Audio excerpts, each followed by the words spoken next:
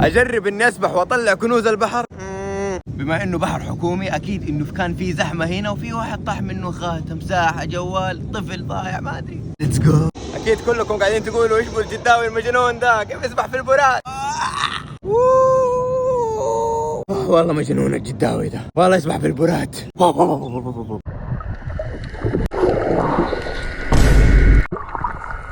والله المويه نظيفه، مره نظيفه. شوف في سمك.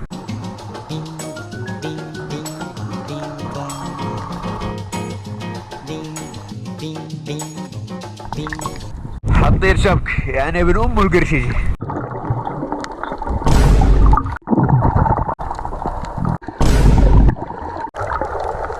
بس معاي السناره كانت صوت امه. صح اني ما لقيت ولا كنزه، بس صراحه استمتعت بالسباحه. الاسماك مره حلوه وفي كل مكان، البحر نظيف، المراقبين المنقذين طول الوقت موجودين. شكرا حكومتنا الغاليه، ويلا اكتبوا لي ايش تبوا التجربه الجايه.